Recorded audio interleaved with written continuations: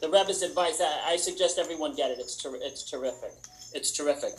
So Rabbi, I'm going to start with an introduction. I always say this at any of my parties. I have a fear as a child. It just doesn't go away. I'm going to talk about it. So Rabbi, when I was a kid, there was a boy across the street who had a birthday party. And he was my age. I'm friends with him now on Facebook. We still communicate. And he didn't invite me or didn't invite any of my brothers. And we used to play all the time. But he didn't invite us. He just invited his friends from school. And you know how many people came to his birthday party? 0. None. No one showed to his birthday party. And that totally gave me a fear of having, I was traumatized. And I was so scared that I would have a party and no one would come. And every time I have a party, I'm like, there's no way anyone's going to come before you. There's things, there's work, I just can't imagine anyone's going to come on time, and it would take hours before anyone shows, and I never put enough seating. And boom, everybody comes. It's amazing. Everybody comes. And I'm always when people start showing up, I'm like, I just can't believe it. People actually came to one of my parties.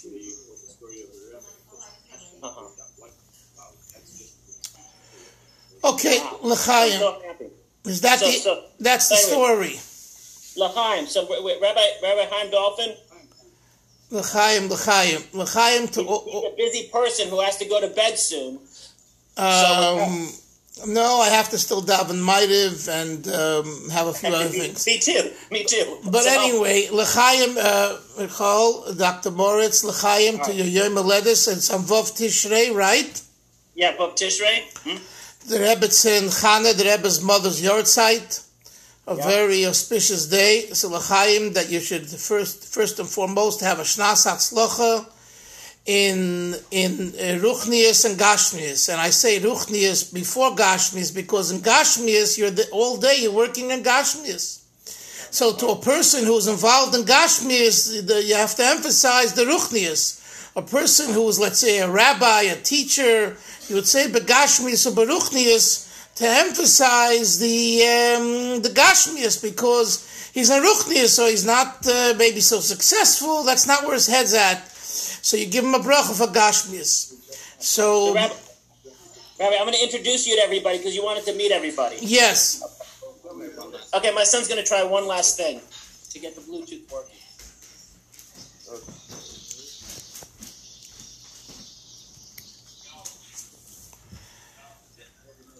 But meanwhile, how about if we sing a niggin? There we go. All right, Yossi Silverman, you want to lead us in the niggin?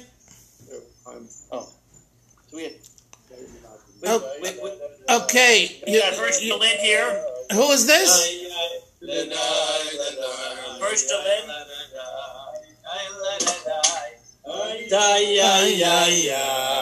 Yankee Davidson, the famous Yankee Davidson.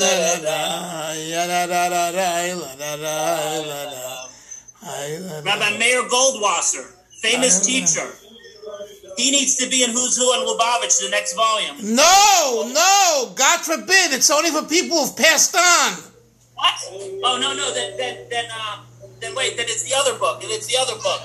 It's a book for people who are alive. Chaim, does the name Pinchas Herman ring a bell to you? Does the name Pinchas? I can tell it's Pinchas Herman from 40 years ago. Pinchas Herman, my class. 40 years ago. Lubavitch at Morristown Yeshiva. I can't hear you. You can't hear me? You can't? Oh, it's over there. What's he saying? We need simultaneous translation. So I live in Pittsburgh, and I've lived here for 30-some years, raised our family here, and Baruch Hashem, wife, kids, they got some grandchildren. Beautiful. And you're busy writing books. And I have a family too, Baruch Hashem. That's what helps you, motivates you to write more books. That's right. right. I'm going to pass this along. It was good to see you. Good to see you. Gamata. You haven't changed in 40 years. You haven't changed. Nope. You just got a little younger. So you remember Shmuel Shapiro from Palo Alto? Yes. Yeah. That's him. I remember the ski trip we went on that you organized. Oh, yeah, but I can't see your face. Lower the camera. Lower. Oh, hi, I got it. Now I got it. Oh, now I see. Yeah, Shmuel Shapiro, I remember. Yeah, very nice. Be matzliach. Nice to see you again. Very nice. Okay, next. Yeah? Very nice. Who's next? Good evening. Good evening. Shalom Cohen, you remember me? From where? From Pittsburgh. How do I know you're from I don't think Pittsburgh? we've ever met. No. I'm happy to meet you tonight. Thank you. Same here. We should meet again soon. Amen. Nar Simchas. Chaim, remember me? This is the Beinani of Pittsburgh. Rafal Eisenberg, the Beinani. Trying to get by over there. Very nice. Good to see you. Shana Tova. Tzlacha. In regards to Hindi and David. Yeah. We're waiting to hear some good words. Okay, in a moment, let's go further. Zavi Greenwald. Nice to meet you. Shalom Aleichem. One of the leading teachers, one of the top educators in the Yeshiva schools. Beautiful. Chaim Davidson. Nice to meet you. How are you? Shem. Yeah. Long Gova. Nice to meet you.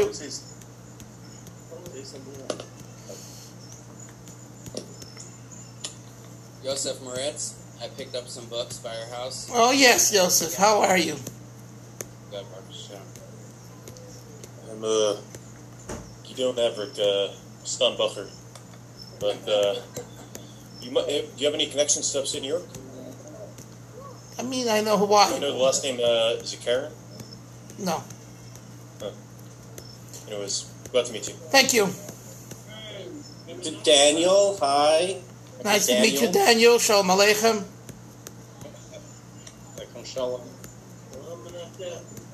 I'm Chaim Oster. I think we met in Boston probably 20 years ago. Yep, I was in Boston. That's right.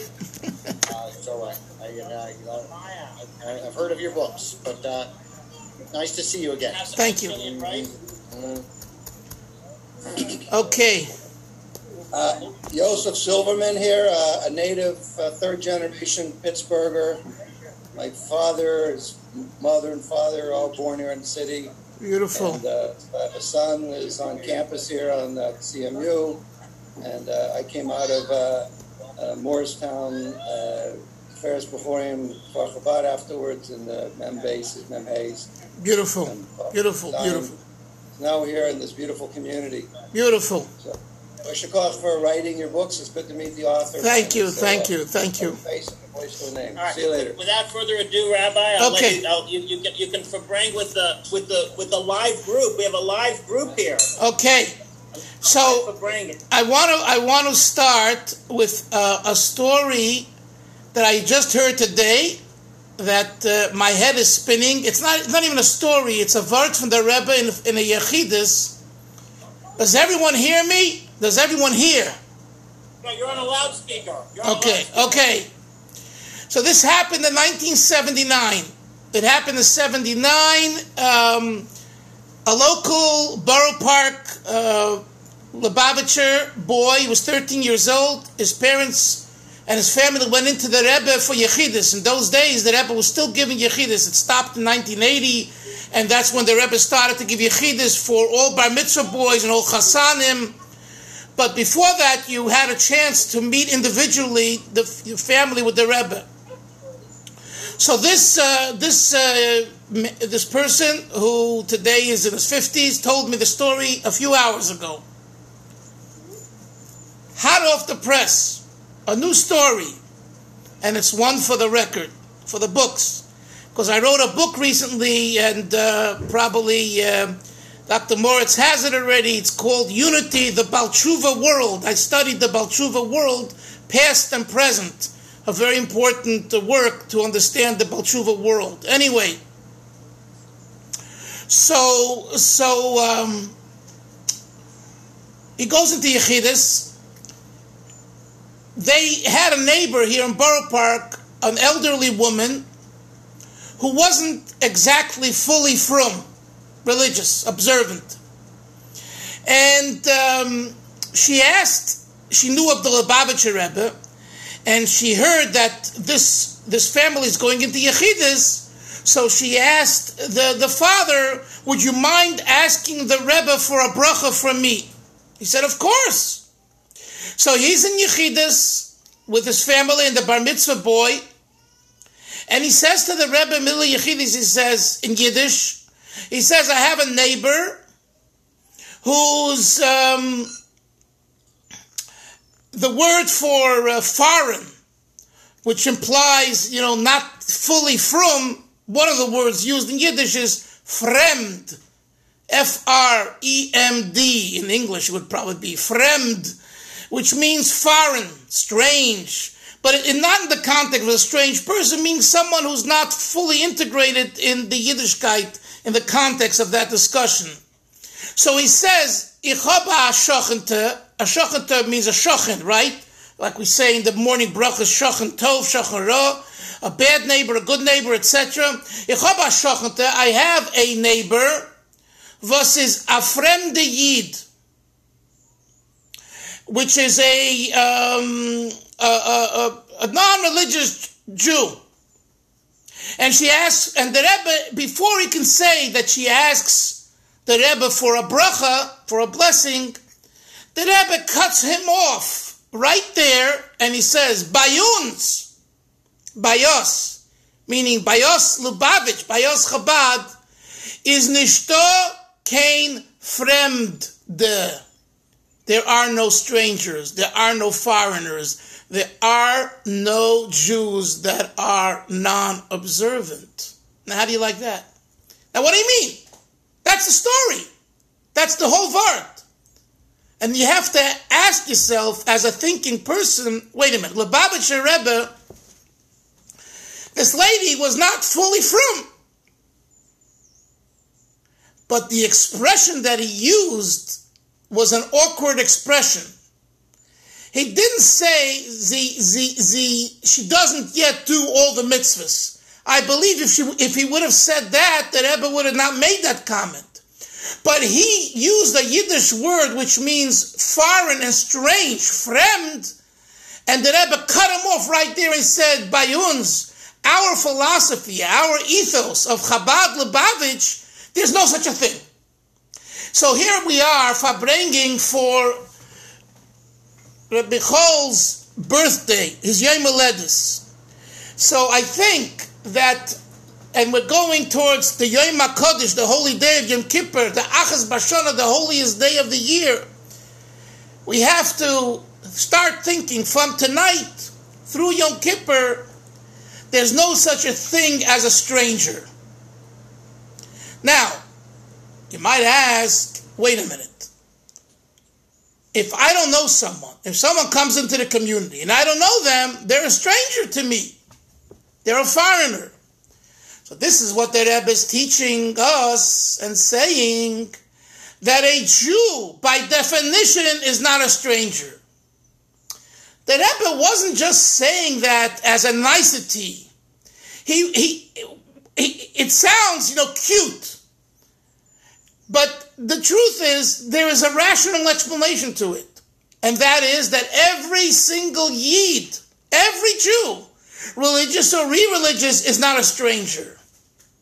And I don't need to embellish that and elaborate because you all are in a Hasidic community, you learn Hasidus, you know exactly what I'm talking about. But just that punchline, just to think about it as in the next 3-4 days, bei uns is nishto kein fremde. By us Lubavitchers, there's no such a thing as a fremde. And today we have to say the same thing to our young people and feel that way about our young, new, upcoming, rising generation of Lubavitcher stars. whether they are fully as religious as we parents and grandparents are, or fully as Hasidic as we are, etc., they are not fremde. They're not strangers and foreigners. And this is talking about our own kids and our grandkids and our friends' kids. We have to shift what we call in psychology to make the paradigm shift. You know, there's a mimer of the Rebbe Rashab that he said in 1893, the first time that he introduced the Frierdiker Rebbe, his son, to Chayel. The day before, he told him, I want you to get up early, go to the mikveh. He was 13 years old. He was a young boy, and I'm going to ask permission from your melamed to excuse you from school, at least from the morning session, and I want you to come dressed in your Yom Tiv clothing and come to see me. So the Frierdiker Rebbe did that, and that's when the Rebbe Rashab said for the first time, Good Yom Tiv. It's our Yom Tiv. Today is the Yom Haledet, is the birthday of the holy Baal Shem Tov and the Alter Rebbe. Until then, it was not known even by the Frierdiker Rebbe. So there's a mimer that the Rebbe Rashab said, and the Rebbe Rashab said a mimer for his son in his room, beginning with the words Chamishim Shari Bina Nivre Be'olam, and it's already printed if you care to look at it. And it's a very, very avoided mimer and a beautiful mimer, not a difficult mimer and a short mimer, so everyone can learn it at some point and really should learn it. Anyway, in that mimer, the Rebbe Rashab says that once a year, a Yid, a Jew, is obligated to do a tshuva that's different than the tshuva throughout the rest of the year. And the question is, what's the difference of tshuva? Tshuva is tshuva. And we're the Aseret Yemei Tshuva. Michoel, your birthday is in Aseret Yemei Tshuva. So we're actively doing tshuva. Comes Yom Kippur, we're really doing tshuva. Says the Rebbe Rashab, the tshuva I'm talking about, that you need to do once a year, at least once a year, is what we call in English and psychology a tshuva with a paradigm shift. The terminology of the Rebbe Rashab and the Maimer is a hazaza klolis. Those are Hebrew words. Hazaza means a movement. And when we remind ourselves of a hazaza klolis, a general shift in attitude, what psychology calls a paradigm shift, it reminds us of a piece of Zohar HaKodesh. You know, the Zohar HaKodesh gives us an example of what real tshuva is. And I'll just, verbalize it in simple English. You have a chicken, a rooster. A rooster finds itself in schmutz, in filth, most of the day. And it really enjoys the filth. And it joins camaraderie with its other roosters. And they're all having a party full of dirt and schmutz. Right? Now, it's time to bring the rooster into your house, whether it's for kaponis, or you want to have a pet, or whatever else. I remember once, parenthetically, I was out in Duncan, Oklahoma, by a doctor, actually, a nephrologist, and we made a siyum. The Rebbe that year, 1984, wanted siyum Rambams, and the printing Tanyas, and we did it with George Nye, the governor of Oklahoma, on the steps. And I went to my friend, who I met in Marin County, in California, through his parents, and all of a sudden I saw in the backyard goats and animals and chickens, and don't ask, Duncan, Oklahoma. You probably never even heard of this little city, Duncan, Oklahoma. Anyway, so when you bring a rooster into your house, it's full of schmutz. You want it to be clean. You want to sanitize it. So you blow here and you blow there and you give a shuckle here and a shuckle there. You try everything. And you even apply, I don't know if they have them anymore today, but you remember those dust busters? I don't know if they still have them, but those dust, there's like these vacuum cleaners you can hold in your hand. It was portable, called a dust buster. So you take a dust buster and you apply it to the wings of the rooster. Do you think that you could get rid of every drop of dirt from that rooster? Absolutely not. There's only one way you can get rid of every drop of dirt from the rooster. The rooster has to give itself its own shake. In Yiddish, a shake is a shuckle. It has to make its own shake and bake. And when the rooster gets up and gives itself a shake, every drop of dirt in between its feathers falls aside. This analogy the Zohar HaKodesh uses to explain tshuva, that tshuva coming from the outside can only go so far. The real tshuva comes from the person inside, and that only the person can do. So they're going back to the Maim of the Rebbe Rashab. The Rebbe Rashab says that once a year you have to give yourself a hazaza klolis. You have to give yourself a general shake-up. And it's a once a year thing, because to do this is more than once a year. It's very difficult, because who wants to face the truth? Who wants to face issues that need repair? Who wants to face difficulties, anxieties, stress? We're in a world we all say we need to be stress-free and everything else. And here you're telling me to look into myself and become uncomfortable. It's not an easy job, and it's not convenient, and it's not comfortable. So this is what we're saying. Rabbi Michoel, to Yom Haledes, and Tzaseres Yimei Tshuva, it's coming the Yom HaKodesh or Yom Kippur, that a Yid needs to make a resolution once a year to make the Hazaza Klolis. And in this way, this tshuva is very different. So we're not looking at the tshuva, I spoke Lashon Hara, I didn't give enough tzedakah, etc., etc. Those are all details and important ones. But here we're talking about the overall attitude. Does your paradigm change? And what's the paradigm? What should the paradigm be? So that's what the Rebbe said in the story that I just told you a moment ago, in the word. Bei uns is nicht da kein Fremde. There are no foreigners and strangers in the ideology and ethos of Chabad Lubavitch.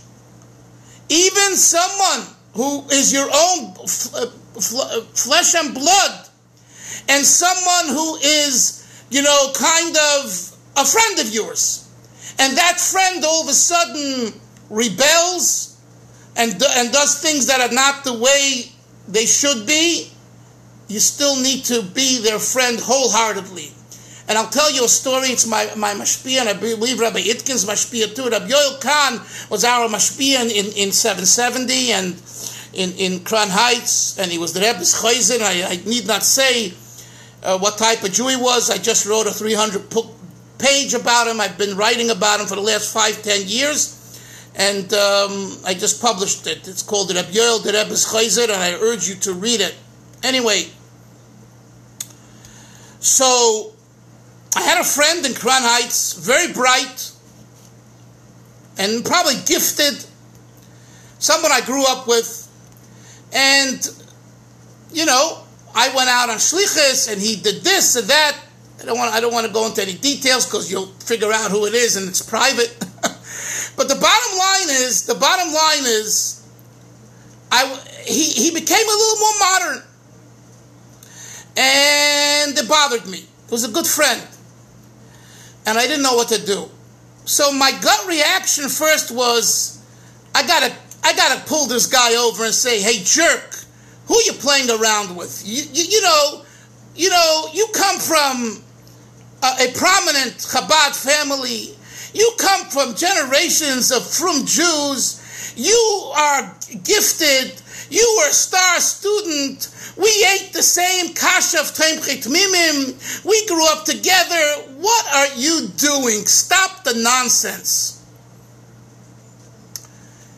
But before I did that, I decided to ask Rabbi Yoel advice, because he's the mashpia. So Reb Yoel told me, and he knew who he was very well, and he said to me, Zog nish kein Wort. Don't say a word.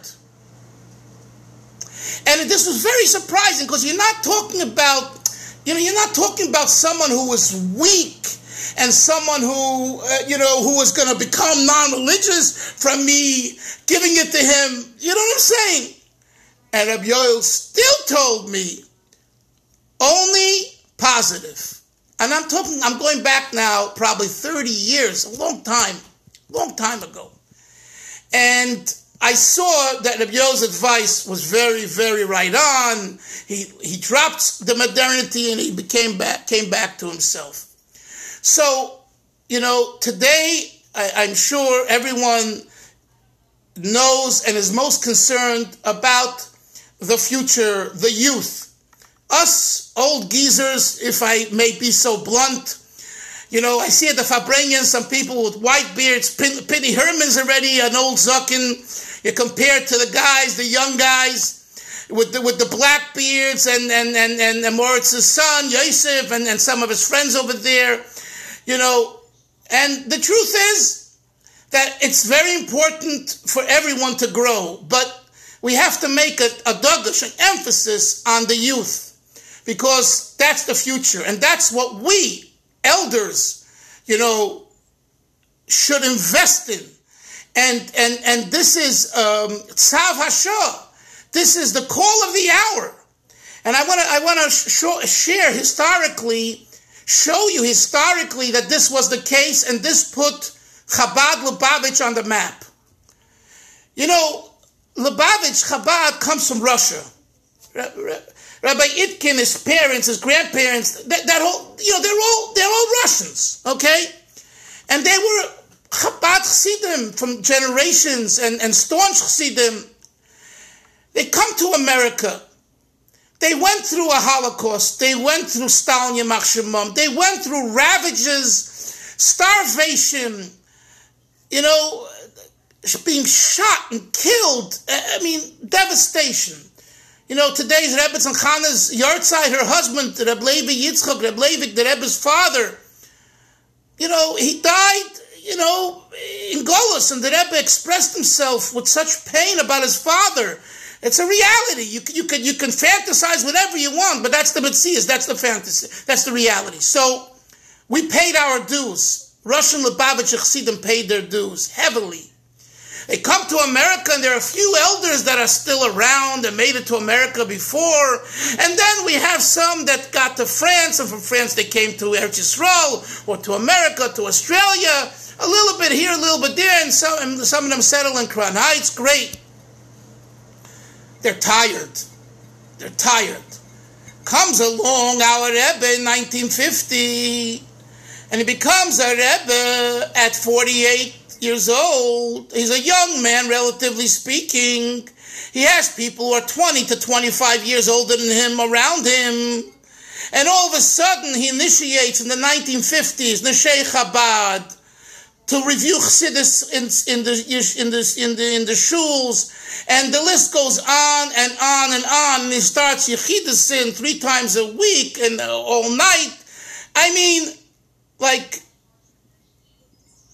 Who are you going to work with? And you know who he worked with?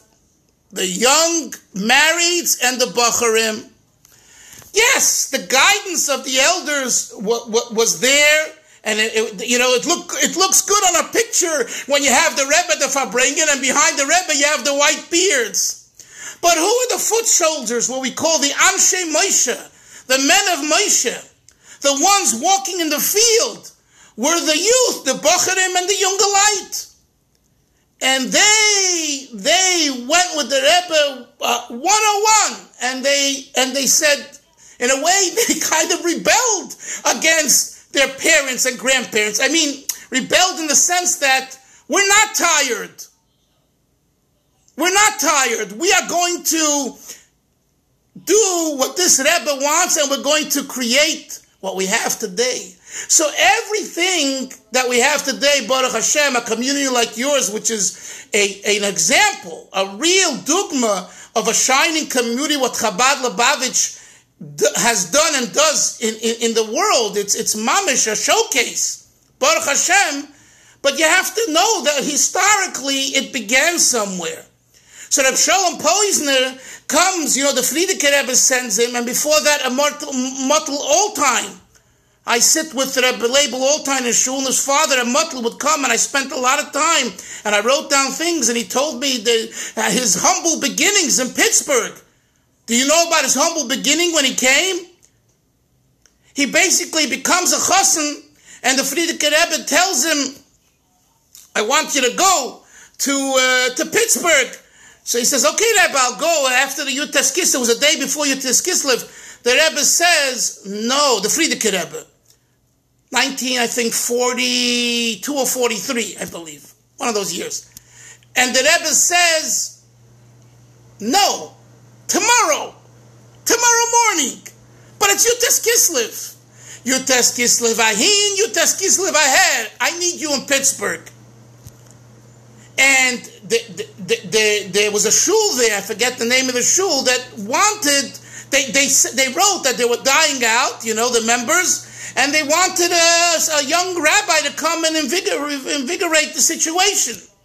So he comes by train to Pittsburgh, and no one's there to greet him at the train station. He comes to the shul that they told him to go to, and the Gabbai says, "What are you doing here?" He says, "I was told that you want you want a younger rabbi." He says, "We don't need you. Go back to New York."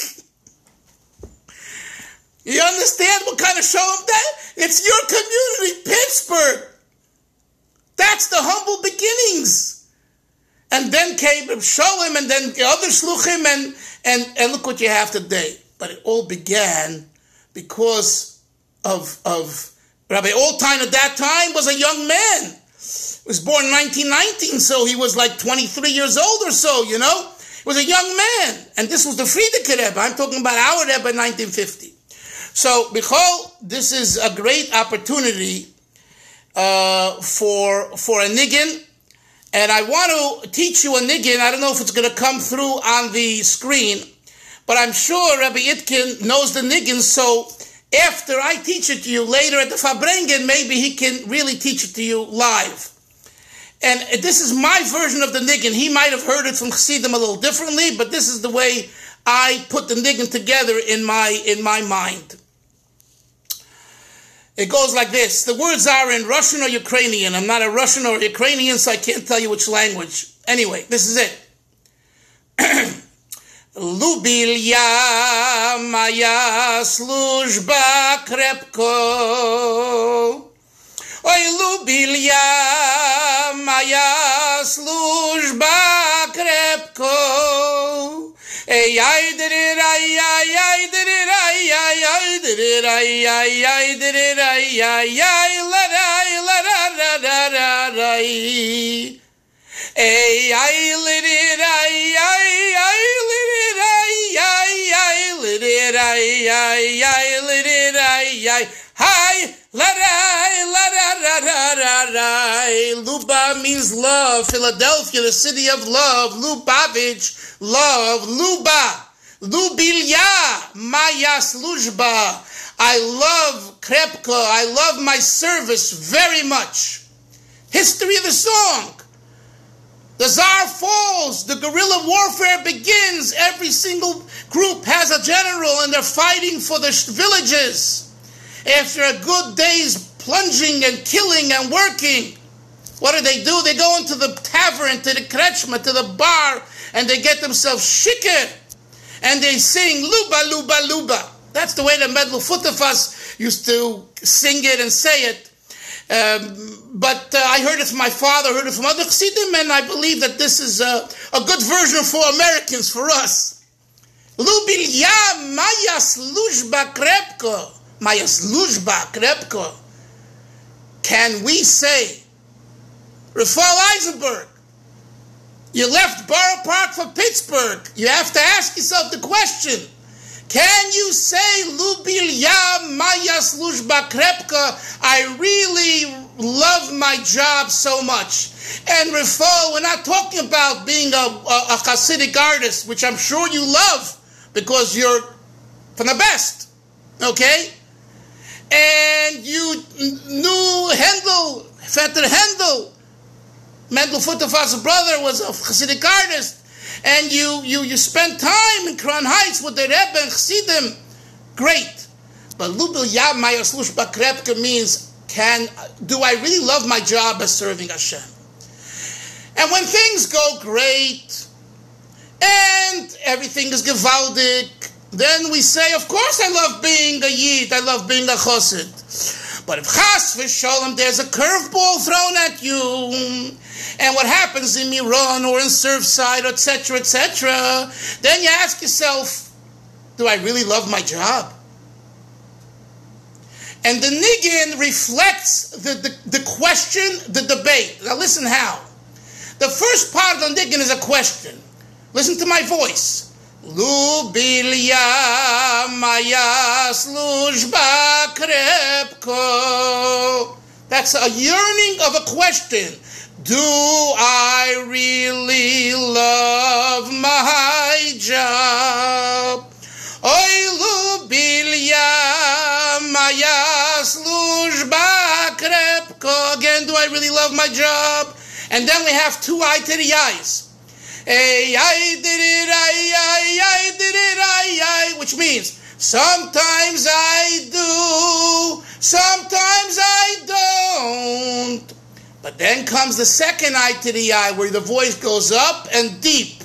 We call that in Chabad Nigina Nitzochen, victory. And it goes, hey, I did it, I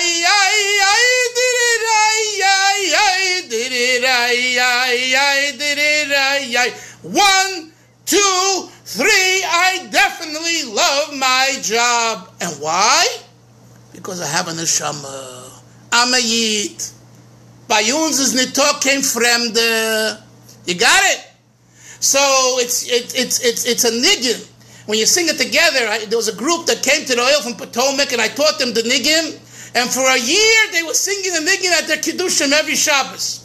So here we have Baruch Hashem, a Nash and a Mashpia over there, Rabbi Yitkin, and incorporate this niggin with especially with a little l'chaim. You guys are going to fly. You're going to fly spiritually, and you're going to really come to depth, to more depth. I want to finish with one more vort, and then, continue on your own. And this is a vort I heard from Reb Mendel. Reb Mendel happens to be my wife's great uncle.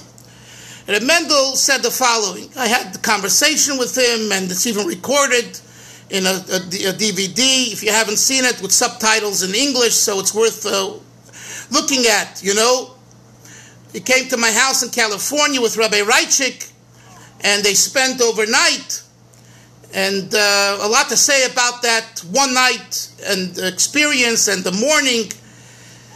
Very interesting. But anyway, so the Mendel says like this. Listen to this vort. It's a life lesson. Listen to this. He says like this. As a mensch verliert sein Geld, is noch a mensch. In English. If a person loses his money, he had wealth, he had money, and for whatever reason he lost his money, he's still a human being. He can start again. It's not comfortable, it's not easy, but it's, as we say in Hebrew, maisim b'chol yoyim, it happens every day. You're on top of the circle and you're the bottom of the circle, and chayzer chalila goes back up and down, right? So you're still a human mensch. What if a person, God forbid, loses their health, they're not well physically, health-wise? Says Reb Mendel is a halber mensch. He is only a half of a human being because his health has been impacted. And then he said,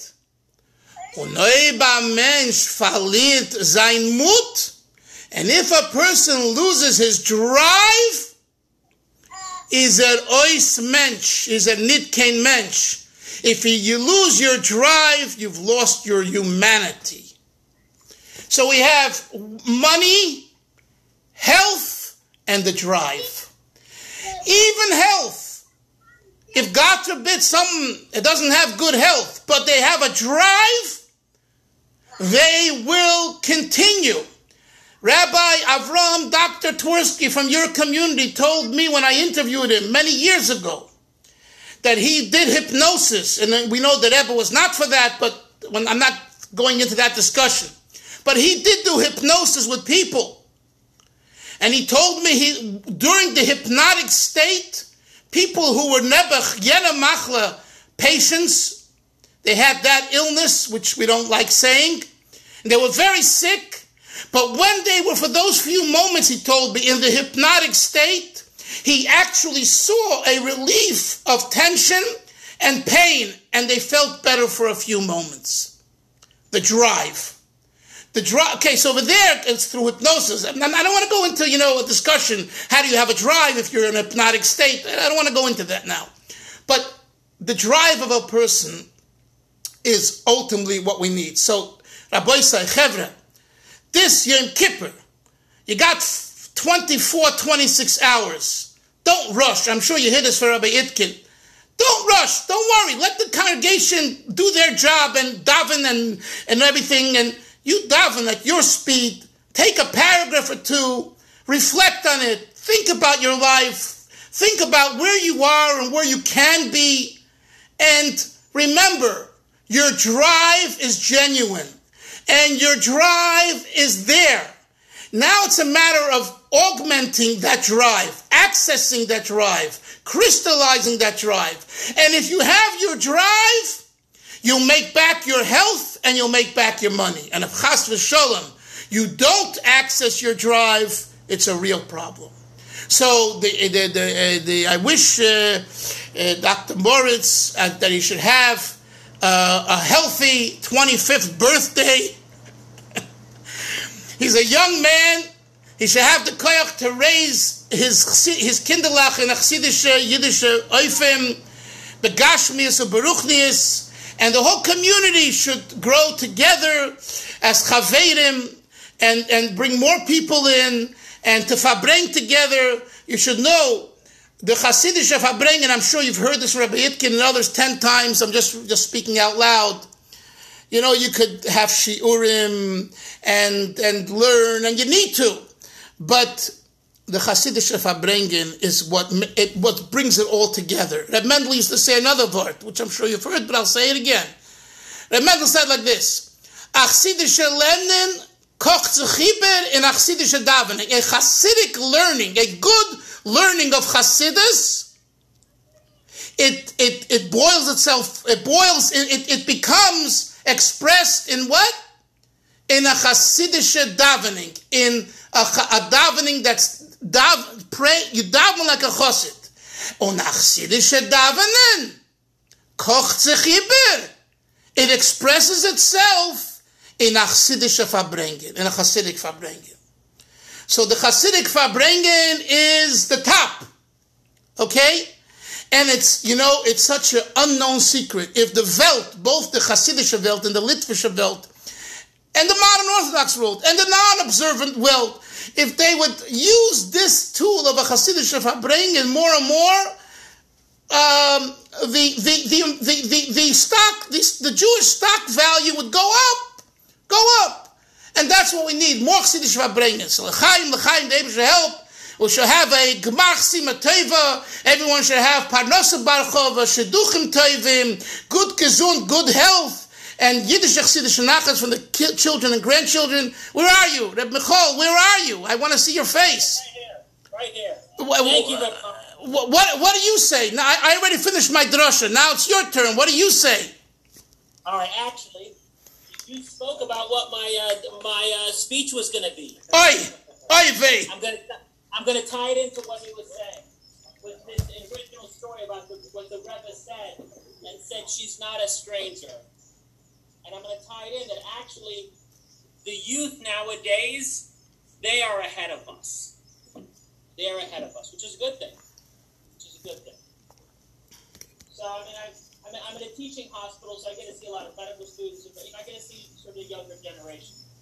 And the younger generation, they are very in tune with equity and how people are treated and how people are spoken to. It's like a very big thing. And we sort of make fun of them about that. We make fun of them about how they care about other people. But it's actually a good thing. And we make fun of people about the kind of words that we use. And I read something the other week how the government has now changed the words that they're using. People are mocking the government. You can't say the word someone is homeless. They're low income. And there's other words that they change. See, our generation, we mock that. We laugh about that. We laugh about that. But it's not. It's not exactly. It's not silly. It's not silly because these terms that we use are dehumanizing. You're dehumanizing terms. When you say someone is a jerk, that's dehumanizing. Someone's an idiot. They're lazy. They're this. They're that. They're that. These are terms that dehumanize people. And if you said what he said, what he said didn't make sense. Well, see, so we're used to these kinds of terms. But I remember there was a professor. Unfortunately, she got sick. She had an Michoel, and she had to retire. But I was at her Zoom party, and she was very big about faculty leadership and getting people to use the right terms and whatnot. And someone spoke about something that happened with her. He was at a meeting, and she was like a moderator at the meeting. And he spoke, and he said, "You know what? When people who order this test, people who do this, they're idiots." And she stopped him on the spot, and she said, "He's saying he remembers what she said." He said that. He said, the people who do that, they're idiots." And she stopped her. He says, "We don't call people idiots." And and I think that's what the Rebbe was saying. We don't dehumanize people. We don't label people. That's not who they are. And it's something that it's ingrained in us. It's something that we do. It's something we're used to doing. But the culture is sort of changing it, and the younger generation is sensitive to that and doesn't allow that. We make fun of them when we say something, we use certain terms, and they sort of correct us, or they sort of get rustled. We're very used to it, but the Rebbe never did that. And the Rebbe was particular about correcting people. And the Rebbe was particular about editing people's words and taking out, terms like that. And I think the Rebbe was very ahead of that. And I think the Rebbe would be in favor of, these changes that are happening, which are for the better, and not to be using dehumanizing terms and not to be using terms that label something. And I'm trying to change. And not to do that, not to use terms like that, because when something happens, instead of having to deal with the problem, instead of having to confront it, instead of having to confront the person, it's easier if you just label them. It's easier if you just dehumanize them. It's easier if you just come up with the term, to do that and sort of, to negate who they are, instead of confronting their behavior or what they said or what exactly it is that bothers you, or what it actually is that you disagree with. And this young person doesn't agree with that, which is okay. So now let's have you share. 1 second, Michoel. Now we have a good for brain starting. Go for it, Michoel. Yeah. Did you ever chazer a Maimer Chasidus at Shalashudis in your shul? Yes. How many times in your life? Well, I speak between Mincha Marav at least twice a year. Okay, but I'm asking, do you ever chazer a Maimer in English, part of a Maimer? Do you review a Maimer for the Anash? Yes, sometimes I review a Likutei Torah. Yes, I do. Excellent. Continue doing that. Continue doing that. And everyone should learn that from you to chazer Chassidus. Very important. Very, very important. Because this is the bedrock of Chabad, a Maimer Chassidus at Shalashudis time. Kudos to you. Gemar Chasima Tova. And now... The master is right here, Yossi Silverman. He does it almost every week. Okay, well, I'm sure he'll want to share the wealth with some of the other Balabatim and Anash, and more and more people should do it. But meanwhile, sei gesund and have a gebencht Yod, everyone. Gmach Simcha Tova. Thank you for the opportunity. Sei gesund, yeah. Sei gesund. Yeah. Amen. Amen. Bei dir euch. Sei gesund. Hatzlacha. Bye bye. You're on. Okay.